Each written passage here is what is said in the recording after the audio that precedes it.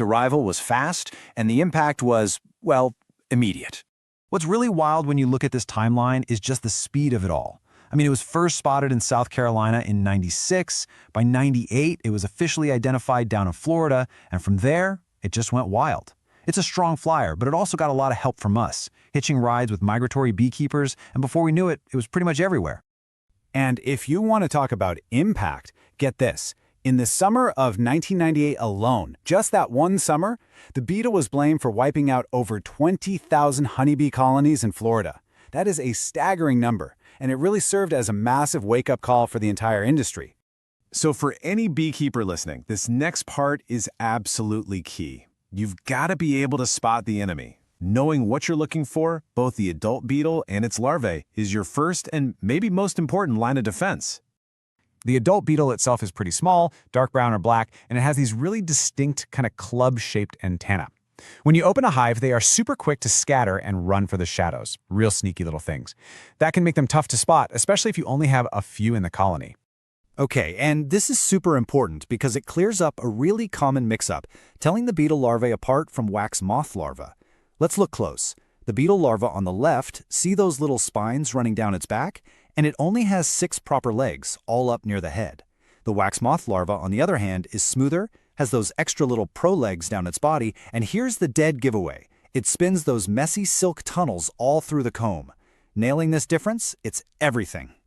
So, let's connect the dots here. Understanding the beetle's life cycle isn't just for a biology test. It's crucial, because it shows you exactly how just a handful of beetles can spiral out of control and turn into a total disaster for a hive.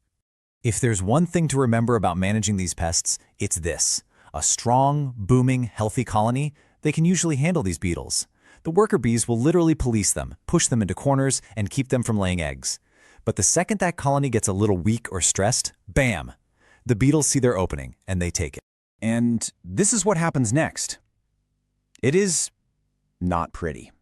Once those larvae hatch, they just start plowing through the comb, eating everything.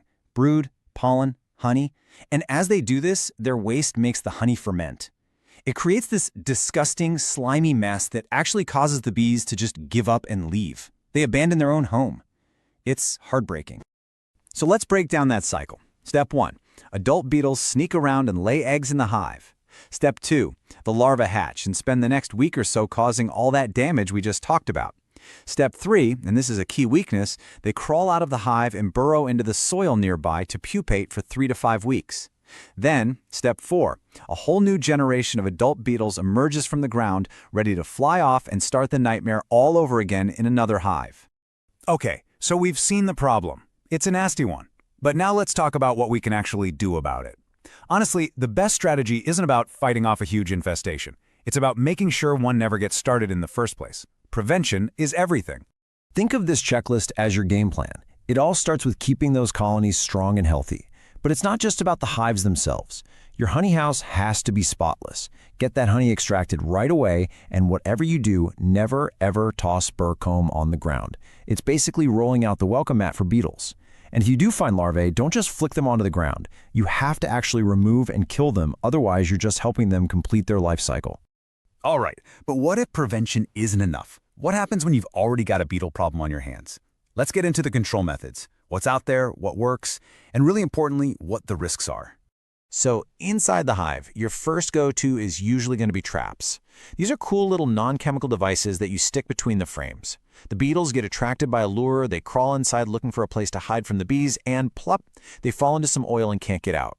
Now, are they going to catch every single beetle? No, but they are a fantastic way to knock down the adult population without reaching for chemicals.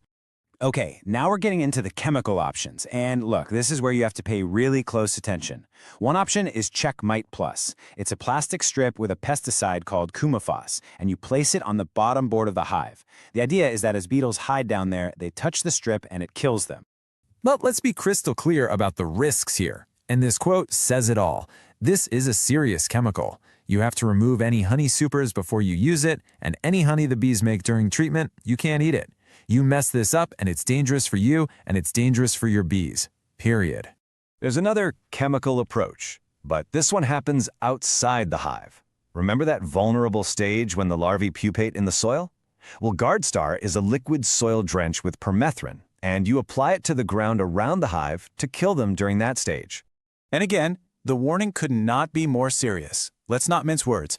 Permethrin is super, super toxic to honeybees. If you're not careful, you could end up killing the very bees you're trying to protect as they forage near the hive.